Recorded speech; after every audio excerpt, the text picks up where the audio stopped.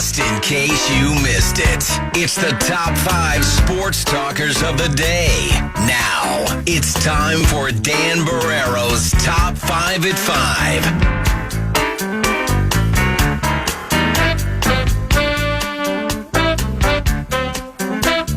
I'm worried about 518 guy, man. Same guy. He's mad about the couple passes where you run the risk of putting your receiver in harm's way. I told you, this same guy earlier, I told you it was launching. Do you understand that your words matter? And that negativity of so many uneducated people is amazing? 518 guy needs to calm down a little bit. Just football. It's just football. And beyond that, I'm not obligated. I don't accept that it was a launch. I understand the language. Believe me, I get all of that. But as I said, the former referee on the scene also did not think, in this case, it was launching. Now, he's not the last word either. It's all obviously quite subjective. But that 518 guy, where is 518? Is that New York? 518 guy is... I'll have to look it up in a minute. Maybe needs some ganja or something just to calm it down just a little bit. My God. We've said this how many times in this show? You're absolutely free to disagree with us, but we're also not obligated to agree with you just because you've decided to set the parameters as, well, that's uneducated or words matter. I just don't happen to agree with your words. And in this case, I don't even happen to agree with the words of the officials who on the, what do they call the report? The post-game pool report? Yep. Indicated that that's what it was. That was a terrific defensive play in any era. And what precipitated those flags is what precipitates them too much, the way the player went down. And I think that's something that's got to be refereed or coached out of these officials. I really do. Now, on the other hand, they're under pressure because that's what it's all about now, protecting the player. Player safety. But I think that's what that was the reason for those flags. It was reflex, like, whoa, the way he went down, that had to be illegal. That had to be a launch. Anyway. So to keep things tight, because we got to fly here in a couple of minutes, I'm only going to play one Tim Brewster soundbite. I've been combing through his introductory press conference. He is, again, the interim head coach at Charlotte after his boss got dismissed or his contract got bought out yesterday. He says, I think my experience will certainly be of great value as we finish out this season. No doubt. I'm a relationship guy. I love sitting down and getting to know these kids. I've really taken the time every single day. I want every player to feel me and feel my investment into what we're trying to accomplish. He was asked in the press conference, Coach, you've been around a long time. You've coached everywhere. What is it about football that has its hooks in you? Right. I played football for a long time, and if you can't play football, the next best thing is to coach football. And I knew immediately. I was bouncing around the NFL as a player trying to make it, and I never really made it. 3 different teams. And I just said, I was with the Indianapolis Colts, and I said, I'm ready to coach. I'm ready to do, I think, what I'm going to do best. I think I'm a better coach than I was player, and so... But my passion for developing, we talked about developing, we talked about, my love for the game of football. And one of my favorite sayings is this, is if you love football, football will love you back. There you go. And football has been amazing. I'm titillated right now. Family. And I'm a very blessed guy. And like I said, I wake up. There's a lot of people that wake up in the morning and they're not real fired up about what they're going to do that day, what their job is. Gaardsy. Golly, I love what I do. I mean, I get out of bed at 4:30 in the morning and I'm ready to rock. I mean, it just, like I said, I'm very, very fortunate that I have something that, I've done for a long time, and nothing has diminished. I'm as fired up today as I was when I was at Lafayette Central Catholic High School in Lafayette, Indiana. Who's your Heartland Conference? 3 on my varsity football team. There was 97 students in 4 grades, and so, and I loved it there. I had a nun who sat in my class and, critiqued me all the time, and I said, I'm trying to win football games. I want to see your lesson plan. And in all honesty, you go back and you pull the tapes of some of that team's victories, and that was the very best head coaching that Tim Brewster has ever done. Hoosier Heartland Conference. You could look it up. Lafayette Catholic, I think, is what he said. Yeah, I think he was 7-6 in 2 years there. I had to play that off the computer. That's why it was a little bit lower. I didn't have time to throw in 4 or 5 Brewster sound bites because they were all 3 minutes. But he is back in the saddle. And as we mentioned, I think they've got 2 games left. We're going to have to follow this, right, the rest of the way. Are you kidding me? They've got Florida Atlantic on the road, which I think actually he coached there. I'm sure he did. No. With the Gophers. When Schnellenberger was the coach of Florida Atlantic. I'm pretty sure. Because I went to that press conference or post-press conference, one of the two, and then they wrap up the season at Jerry Richardson Stadium against UAB on Saturday, November 30th. So we will chronicle it, but Basement Brew is back in the saddle. That's my only disappointment. No offense to the coach who got dismissed. Biff Poggi, but I wish they would have done it a couple games early. Because I wanted to milk like 4 games of pressers and pregame and postgame reaction stuff, because there's probably no single individual that we've milked more material out of over the decades than Tim Brewster, in all seriousness. I'll just leave you to this before we preview the Wild quickly. This is for everybody out there. If you love football, football will love you back. It's going to love you back. It's going to love you back. And football has loved me back. Oh, how can it not? I wish I woke up at 4:30 every morning like that. I'm going to try to do that tomorrow. I'm going to wake up at 4:30 and try to be ready to go like Brew. So anyway, had to do it. Yeah, you had to play it. Yeah, there's no question. I'm glad you remembered. I forgot all about it. I've been thinking about it all day. I've been waiting all day for it to hit online. I had to find it on their YouTube channel. Save that, at least a portion of that soundbite, the football loving the game and it loving you back, for Mace tomorrow. We have to play that back with Lynn Mason for sure. And I still have another 10 minutes to go through, so I'm sure there might be some other nuggets. Some other gems. Yeah. But that was my favorite one there. Yeah, no doubt. Wild are back in action tonight. They take on the St. Louis Blues in St. Louis. The Wild second in the Central Division right now with 25 points. The Blues in a little bit of a rebuild mode. They are in 6th place with just 17 points. We are out early because of the Wild. The puck drops at 7 o'clock. A game you can hear right here on The Fan. We'll talk to Luigi about that at the bottom of the hour. When, this is Nittany Lion Week. Erickson Eck, by the way, back tonight. He is back, which is good to know. Penn State Gophers Saturday, big game. Any good nuggets out of the PJ Fleck radio show between noon and 1? I'm worried how the Gophers are going to move the ball. Oh, really? Their defense is really good. If you look at like their scores, like Illinois didn't really move it. Wisconsin, even though they fired their coordinator, didn't really move it. Ohio State didn't really move it. I mean, it was a close game. That's the biggest issue, you think? It could be. That's my biggest concern. Right, is their defense has been outstanding. Better chance to run or throw?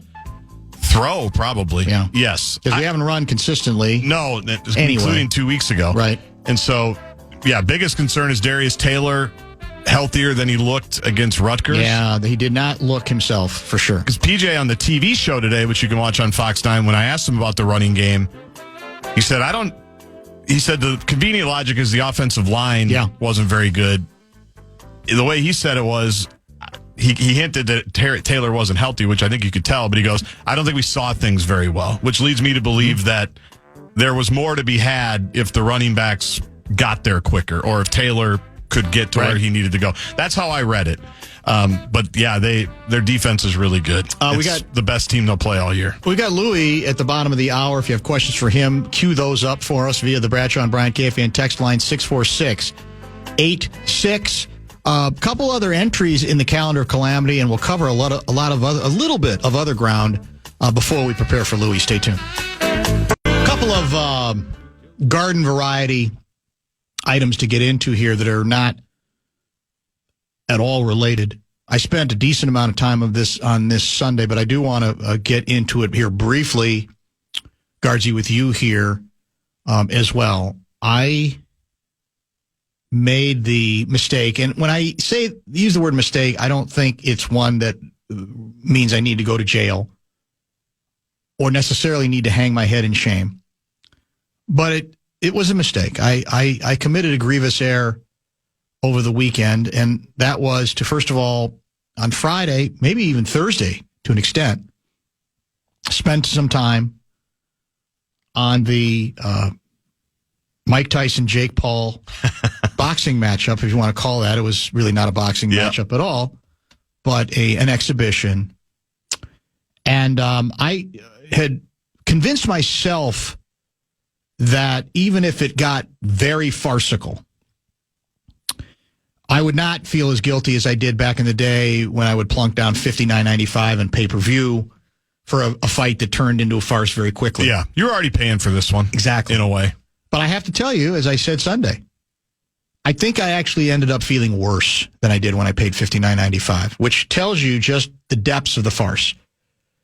And I can blame no one but myself, and a lot of us were in the same boat. What were the numbers on it? 60, 70 million people? Yeah. It was unbelievable. In fact, the number was so high that they had all kinds of buffering issues. That's what I heard. They couldn't handle it. There's much concern about, because Christmas Day, Netflix is the only place, I think, isn't it, for NFL games? Football. Or do they share it? I don't know if it's the only place, Right. but there's a game that's... At least one. Yeah, there's theirs. Now, it's the National Football League, so my assumption is they'll find a way to make sure that doesn't happen again. Maybe this was the test. Maybe this was the test, and they'll be able to clear the bugs all out.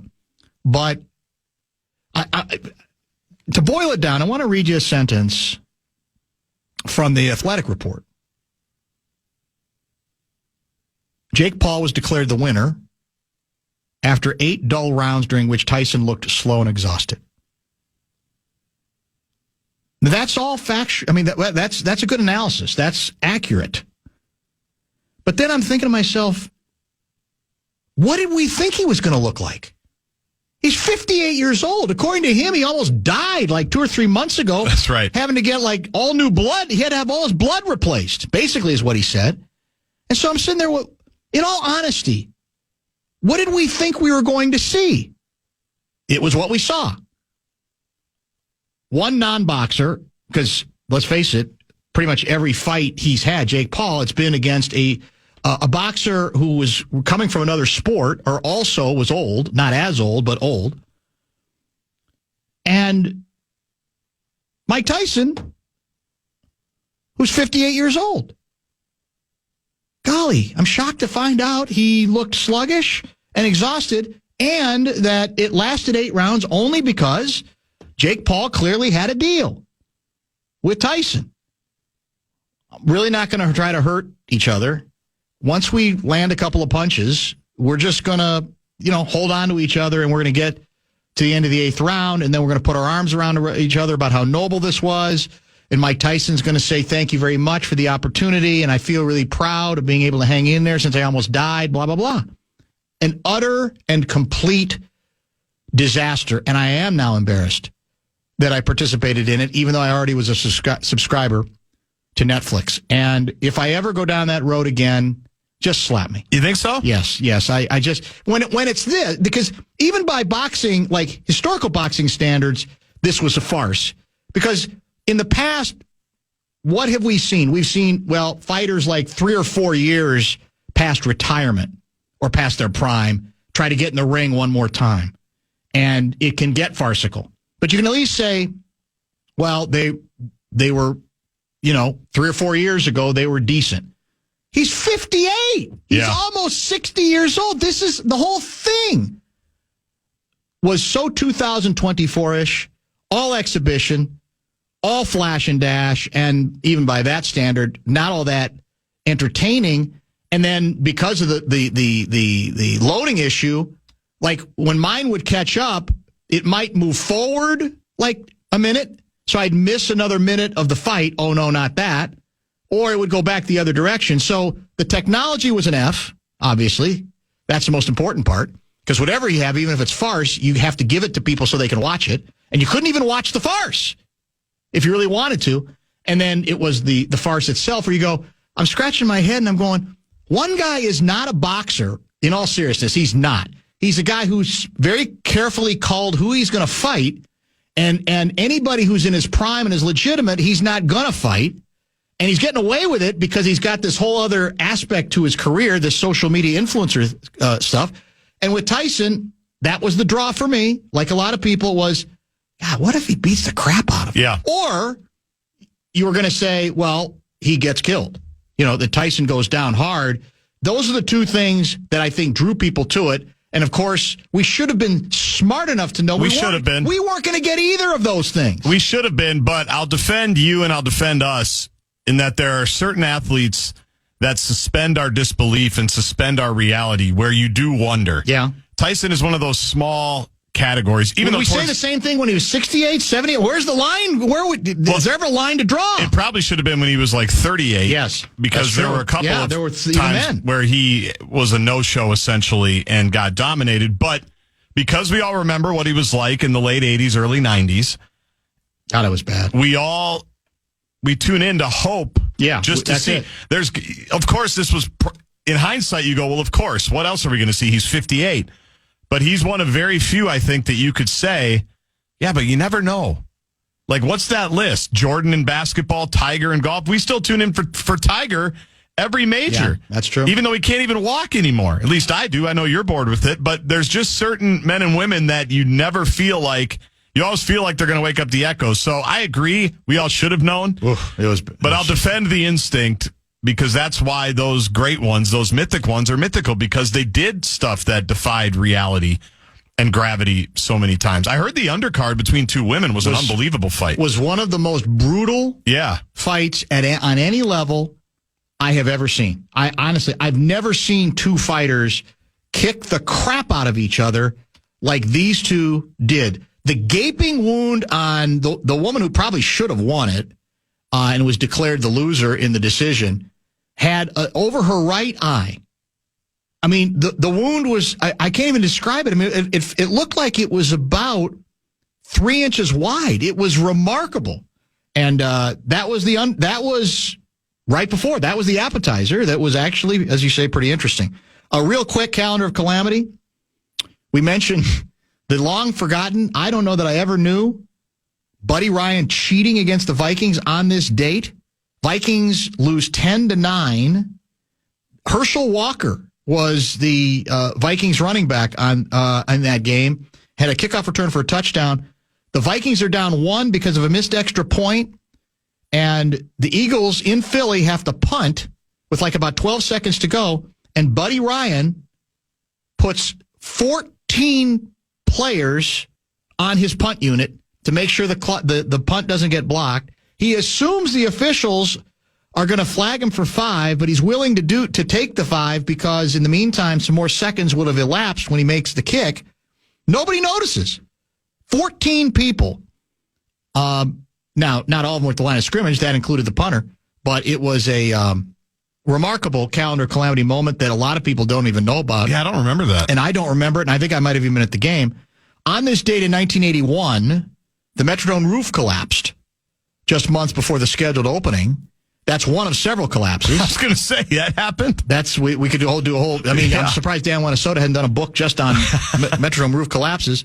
And in 1999, on this date, Mark Dienhart and McKinley Boston both resign over the Ganglegate scandal, the academic fraud scandal at the University of Minnesota. There's a lot of stuff on this particular Just day. Another day in Minnesota. You are correct. Let's come back and chat with Luigi. The Wilder are back in action tonight.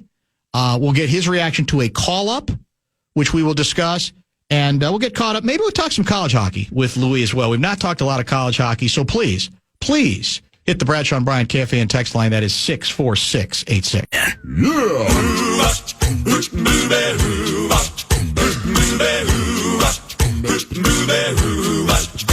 Well, she sneaks around the world from India to Carolina. She's a sticky-fingered filcher from Berlin down to Belize.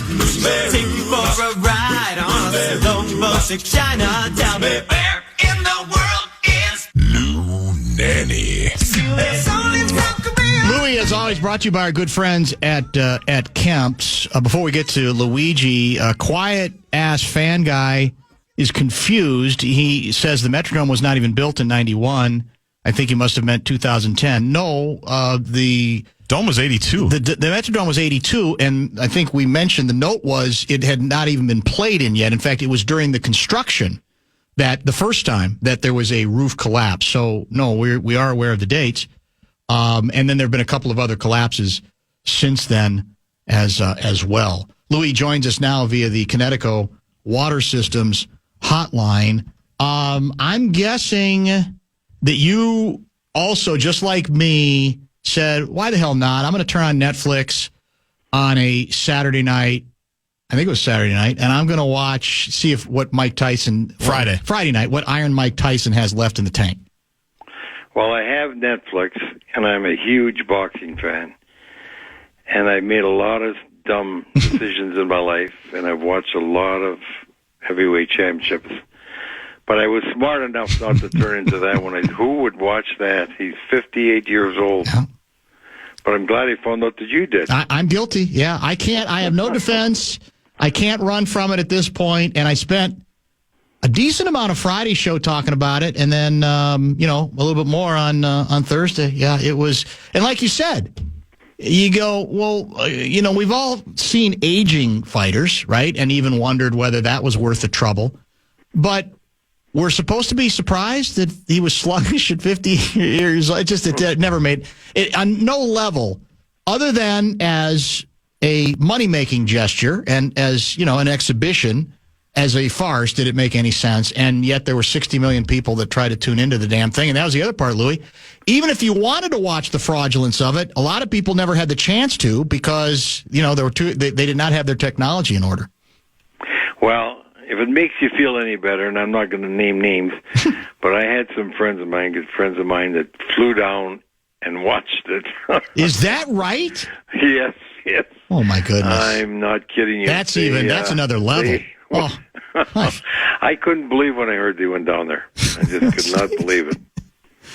Oh, my goodness. That's crazy. All right, we got a lot of ground to cover. I do want to cover some college hockey today, too. But let's get to another story that I was reminded, probably should have gotten to last week. Fox 9 has just dropped late last week a North Stars documentary in which you are heavily interviewed and featured. And, in fact, somebody just texted me a few minutes ago and said, well, I missed it. Can you still get it? You absolutely can get it on the Fox 9 YouTube channel. You can also get it via, I believe, Fox Local, that app. You just use it on your iPad or on your TV, and I think you can find it as well. So YouTube for sure, there's Local. Definitely places to get it if you've not had a chance to do it. I don't know if you've seen it, but if you have, give me your impressions and give me some of the highlights of some of the things you got into. I mean, it's an old subject, obviously, that's been covered before, but every once in a while it gets covered again. I thought they did a nice job with it. What did you make of it? What did you take out of it? Well, I didn't see it, and I remember doing it. I think it was Joe Augustine did it, and it was a 3 months ago that they started putting it together, and I haven't had the opportunity to see it down here yet. Maybe I'm going to try one of those things that you said. I do remember talking about it. I remember, what went on during that period vividly because the best part of the whole story was that it was so easy to have kept the North Stars there in 1988 when the Guns offered to sign a 20-year lease for $15 million if the Sports and Facilities Commission would have given $15 million to put in. I had put in 20 suites when I took over as president because I said we had just under 15,000 seats. I said we need more seats in this building to make money. I didn't realize all these new arenas a few years down the line would be coming into the league and capacity would be up about 18,000, but I did feel that we could, and we did, get a lot more revenue with 20 suites. And so then we tried to go to 60 to 67. And Gordon's brother, by the way, is an architect, Gordon Gunn's brother, Graham. And we were going to put in 40 more suites. We were going to put in a new lobby. We were going to put in a new dining area because we were going to change the Observatory Club. And they were willing to sign 20-year lease. So, and when they couldn't get the $15 million, that's when they decided to leave and go to San Jose. Well, what I think a lot of us have talked about is that the how do I explain it? Culturally, it is amazing when you look back, given how much money has been spent since to say that was that number does look paltry, right? It compared to how much ends up being spent to bring a team back here, et cetera. At the time, it felt like it was, wow, $15 million. But again, you look back on it and you go, if you have the proper perspective on it, it wasn't anywhere near as outlandish as it might have appeared at the time. No, especially since, Wolfenson was going to spend $100 or $200 million building a new stadium. Yeah, right. Within a year. Well, he was building it then. That's true. He was building it, right? And you have to remember that another thing, it was 12 years later that you spent $250 million to get a team back to St. Paul. Exactly. But the biggest thing that I remember, because I was just livid, and it was your counterparts at the Minneapolis Star and Tribune, on the opinion page, wrote a story about how cities and states shouldn't be involved in financing professional sports. I don't know if you remember that article. Yep. Which changed dramatically within a couple of years when you start getting the baseball stadiums, the football stadiums, and then more money for Target Field, and then the money we get from the state to build the XL. 100%, yeah. The whole perspective changed on a dime and went from basically one extreme to the other in almost no time. That's 100% true. By the way, a text has come in while we were chatting about the documentary that I got a kick out of, going back to the Tyson fight. Let me see if I can find it here real quick. And then we got a lot of good hockey questions that have come in too. This is from a St. Paul Cretan guy. I felt justified watching the fight almost as a science experiment. What are the effects of aging and possibly the benefits of steroids and or human growth hormone? Now we know. Apparently nothing can save you from Father Time. Also, all the undercard fights were actually amazing and worth a watch. The two women were the most vicious. That was the most vicious fight I've ever seen. The fight right before the main event did involve two women boxers, both in their mid to late 30s, I believe. And Louis, I've never seen anything like it. It was almost so brutal, and this isn't anything to do with the fact that they were women. It was so brutal, period, that I'm looking away at some point because the one of the fighters had a wound over the right eye that was it felt like it was almost as big as her eye. It was unbelievable. Blood everywhere, and they went the distance. So that was a fight in which there was actual punching going on back and forth, which was very different than what we saw in the alleged main event, unfortunately. Well, some of the women in the MMA fighting, the cage fighting, those fights. I have watched some of those. They are something else. Reminds me a lot of that series they got out now, that Lioness. You're right. You got to make sure who you're getting in a fight with nowadays. It was, people got their money's worth on that part of it, I think. All right, let's talk a little bit, before we talk college, I want to talk a little Wild. They're back in action tonight in St. Louis. Ben Jones will make his Wild debut. Russo earlier today noted he had a solid camp. Hines says he has a knack to produce and has 7 points in his last two Iowa games. What do we know, or what are your impressions, if you have any, of Ben Jones? Well, I haven't seen much of him or even followed him very much. I know he had a good camp. I was reading about that, and he has, he has been playing pro for a while. He hasn't played too many games in the NHL, but he's been a pretty solid producer, and he's got good size, and he uses his size. I think that's why they called him up and want to put him in the lineup.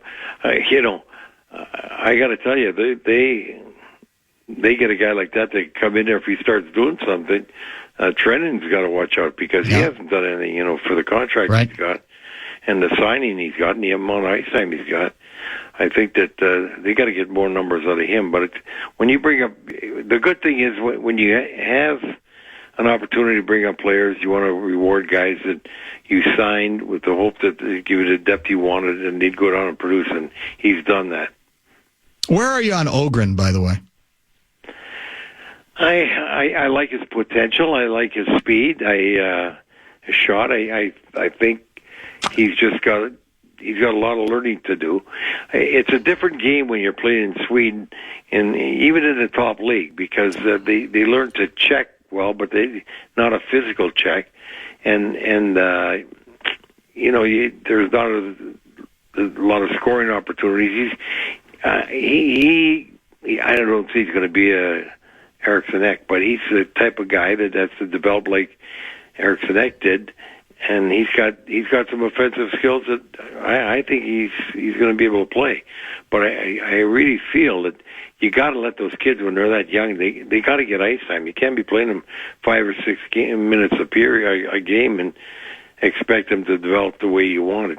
You learn better when you're playing in a game and on the ice, and I think that they'll be moving them up and down all year long. I believe, and Gaardsy, did you mention this during Top 5? Eriksson Ek and Brodin are both expected to play tonight. Is that correct? I just brought up Eriksson Ek, but Brodin's there I as think well. Brodin too, yeah. They both are supposed to play, and that's great news. Yep. It's just unfortunate because the Wild actually played pretty well that game. They were shorthanded, but they played good in the third period. They were off at the bit at the first 2 periods against Dallas, but third period they could have tied that game up. And it's good to see that they played a real hard, strong effort in that game without 3 of those guys. And they are playing well. But as we said earlier, you've got to make certain that you stay healthy. And thank God for Gustafsson. What a year he's having. He's leading the league in save percentage and goals against. And he's just been terrific. He's like he was 2 years ago. And when you got a goaltender back there, he gives you a lot of confidence. You try more things. You're willing to do more things because you're not thinking about making a mistake as going in the net, because you got a great deal of confidence in that goaltender way he's playing. The Zuccarello injury, did you see it? Were you watching it? Have you seen the tape of it? I saw it. And I still can't figure it out. I don't know what he could have been injured. Unless on a TV you can't see it as well, but I thought it was in the midsection area. And when you block a shot in the midsection, I don't know what he could have hurt. Unless maybe he could break a rib there, but I would have thought the shoulder pad would have been down over that. I think it was lower. I'm still trying to figure out where he got hit. I think it was lower than that. Now again, I don't know what the actual they're not getting very specific, obviously, on the surgery itself. I think they're saying, last I saw, they were projecting 3 to 4 weeks, right? But I also got the feeling from Hines that it's a little open ended, that maybe they don't know. Very unfortunate timing there too, right? Because he was playing so well. Playing great, and if he got in the testicle area, he does wear a cup. So I don't know which bone could have been injured or fractured. Usually you just got your belly and stuff like that, and you don't get out of the lineup for that. And he was playing really well. He and Kaprizov, again, were off to a phenomenal start. When you look at Kaprizov, he's just... Remember what was 2 weeks ago I said he's going to get $14 million? Well, now that I see that salary cap's going up, and it might be in the 90s, if it is, he's going to get more than $14 million. Yeah, well, they'll probably be prepared to pay it, as you know. Yeah, they are. They almost have to, right? There's not much choice. City Streets guy with an interesting observation for you. He writes, I've noticed a huge generational gap between having reverence for the North Stars versus outright rejecting them. There's a loud contingent of young hockey fans online who hate every mention of the North Stars, hate the reverse retro jerseys, want people to move on from that boomer team. How does Louis feel about the Wild embracing some of the Stars' history? Since Dallas apparently doesn't want to, can he get through to the younger generation, cough, Brett Blakemore, cough, that feel threatened by a dead franchise, even though the Wild have their own identity anyways? He believes, does City Streets guy, that there's room for both. What do you think? It's a mixed bag, and I say that because I'm not thinking that I want them to embrace the North Star history.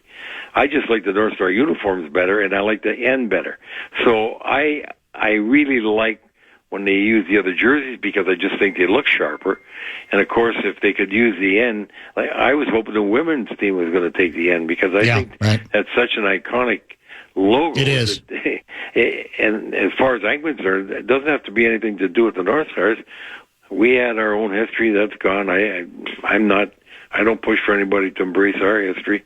That was ours. Now you get yours. That's fine. I have no feelings about that at all, being a snub or anything like that. And I understand the Wild want to pursue their own, but I just think they would have, marketing wise and merchandise, and also because to me, I think it would have been even more beneficial, because the North Star logo, even I was in New York about 2 years ago at a big sports show, not show, I mean store. It was right by the NHL office. Mm-hmm. And I was in there just milling around, and I saw the North Star jersey. I said, "Oh, you got a North Star jersey here?" He said, "Oh, it's our second biggest seller." Wow. And so I'm saying that the Wild, in my mind, missed the boat not using that or using them more. Not to be the North Stars, but just to use the logo, sell the jersey, and do it as a third jersey. And I think that's smart, because you do want to make money. Here's a college hockey question for you. This is from a gentleman who identifies himself as a longtime Gopher hockey season ticket holder. My family seats are a couple rows back, other side of aisle from where Louis and company used to sit. Curious what your thoughts are on how the recent news on CHL prospects being eligible for college. Do you think this harms or helps the Gophers in the near and distant future? Well, first of all, I still have my seats there, so you can never use them. You're never here. I never, I give them to kids. Okay. I'm not there, but I'm not going to give those up. I think that first of all, I think they should be able to play because of the rules that they did with this NLI. And so what it's going to do, it's going to be more competition for the Gophers, because other teams are now going to go up in junior and get some of the top players that want to get an education besides going to school. They'll play junior A when they're 16, 17, 18, and then come down to college, finish off. So they're going to be like the players that are playing junior now in the U.S., but you're going to have more of them, and you're going to have some better ones. And it's going to be tougher for the Gophers, because the opposition is going to be tougher. But that's not going to preclude Bob from going up there and get.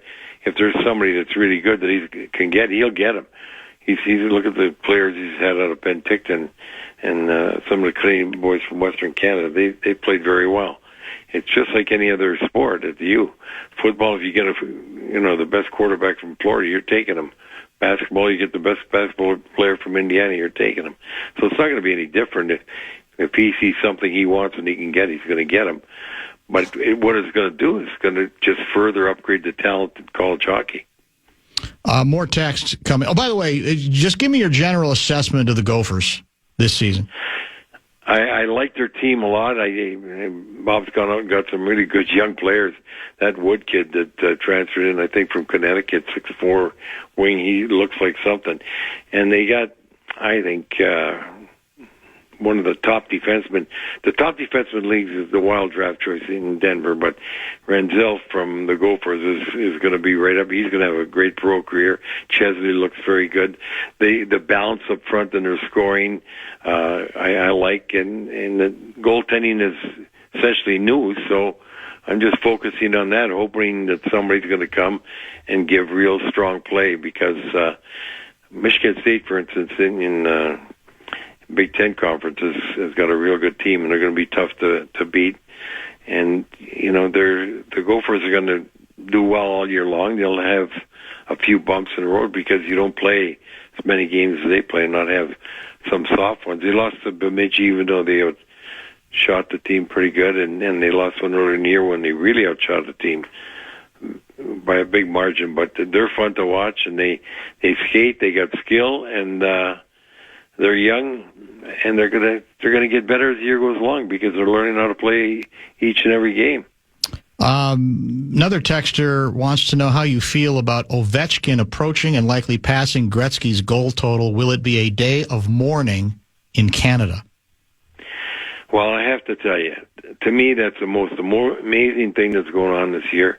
He has 15 goals in 18 games. In his whole 20 years in the National Hockey League, he's never had a start like this. And then he gets hurt last night. I was watching part of that, and I got to tell you, he's 27 goals away. I think it was Mark Messier early in the year says, he'll probably break the record this year before he was on this scoring rampage. And I'm thinking, you got to be nuts. He's not going to get that many goals. And look at how he started. I think it was last year. He hadn't scored maybe one goal in 12 games or something. He's got 15 and 18. Crazy. But now it all depends how bad the injury is. Yeah. And will he break the record? Unless something happens to him where he can't play again, he's going to break the record. And some people a lot of people are mourning up there, but Gretzky's been the best of all. I'm looking forward to him breaking it. And Gretzky's only got about 62 records, I think it is. So another one close. But, I mean, the only guy to get over 200 points, and he did it twice. And he's just that kind of guy. And you know why? Because his father said, when he was young, Gordie Howe's records are made to be broken, and you have to honor him when you break his record, but you got to break his record. Well, Gretzky feels that same way. He just looks at it as a hockey thing that seems inevitable. When it happens, it's going to be a great thing for the game. I'm still blown away. I'm having to watch him every time I see the Capitals on. They switch their games. He scored in 5 straight periods till he got hurt. Now, 5 straight periods, he got a goal in every period. Remarkable. The guy's 39 years old. It's crazy. And people forget that, remember, they had the lockout one year, or he would have broken it by now. That's a good point. Yeah, that's a great point. By the way, how much time have you spent in Alaska over the years? Oh, I spent quite a bit. I used to have I got clients up there, and I've taken cruises up there, and I went fishing up King Salmon Island, so I've been up Alaska. Well, I bring it up because probably 10, 15 times. Early in the show, we can sometimes get distracted. We distract ourselves, and I was reminded that apparently in parts of Alaska, in this case, I think, as a town that used to be called Barrow, it's got a new name now. The sun set last night and then won't rise again there until January 22nd, 64 days with virtually no sun. And we were just talking about how, what that must be like, how people adjust to it and so forth. Do you have any experience in those parts of Alaska where while you were there, it was literally like the sun never went down or the sun never came up? Yeah, I've had where the sun almost didn't go down because fishing in July there was like up all night. At 4 o'clock in the morning, I remember, and I was staying, the fellow who owned the cabin was a big hockey guy, and he invited me and my son Marty. We went up there on a fishing trip. In fact, he also invited, remember they used to have a show on TV, Dallas? Oh, yeah, of course. With Mary Hart. Yeah. And so they were up there with us. And it was 4 o'clock in the morning. We were all just milling around, and it was late, so nobody was sleeping yet. And somebody yelled, "Look out the window!" And I looked, and there was a big grizzly bear with a cub. Oh my God! And these big dumpsters that they have that the people when they're having construction and all stuff in there, or food. This grizzly bear tipped that dumpster right over. My God! Right over. I could not believe my eyes. Another near-death experience for Louis. It's unbelievable. That's not me. I was inside. I wasn't going out there. You weren't going out as well. Good. You're in Florida tonight, I assume. Big dinner plans tonight? Are you staying in, or what's the? I'm going to watch the Wild. I'm staying in to watch. Good for you. Here, so. Okay, even better. So I'm going to stay in tonight. But I had big dinner plans last night. We had my son Marty and his wife took us.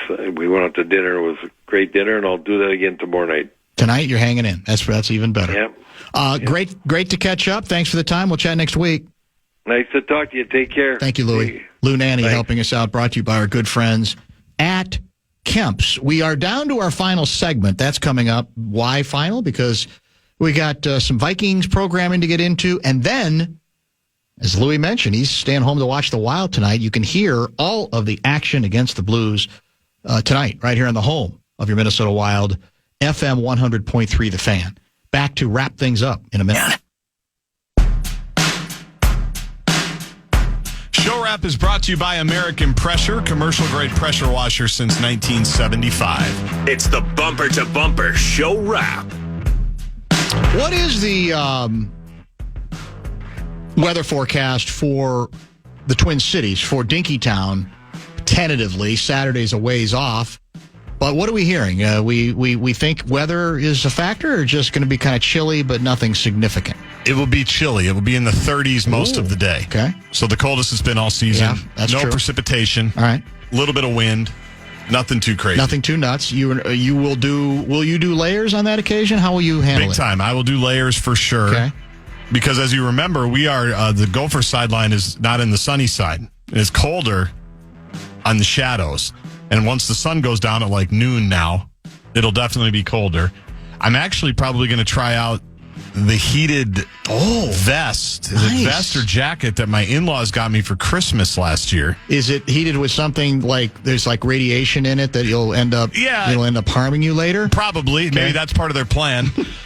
But I have not been able to use it yet, so I had to pull that out yesterday to make sure I knew where it was. It's worth experimenting. I'm going to give it a Sure, shot. why wouldn't you? Yeah, absolutely. Yeah, so I'm excited. And are you, which is which now? My Hoosiers are 2:30 and you're 11, or is it the other way around? You're the big noon's Fox game. Oh, first. At 11. So that'll be my doubleheader. Yep. Hoosiers at Ohio State, and then Gophers. Penn State. Both big games for both teams, the Hoosiers and the Gophers. Did I see it's like an 11-point spread? Yeah. The Buckeyes are favored. It's considerable. I'm excited for it. Yeah, I'm curious, like anybody, because it's like, okay, they have had a soft schedule. There's not any question. Now, they've dominated it. Yeah. But I don't know. I mean, look, what did we learn even from Oregon going their trip to Madison that, now, again, that was on the road. Ohio State's hosting, but I would not be at all surprised if Indiana at least makes the game interesting. I don't know if I look at Ohio State as a team that, well, I mean, they've looked dominant at times, but not so much. Like Nebraska, they struggled, right? Last week was Northwestern. That doesn't even count. That was a disaster. That was the Wrigley Field game. That's right. So yeah, I'm looking forward to a Saturday of doubleheader at least of college football.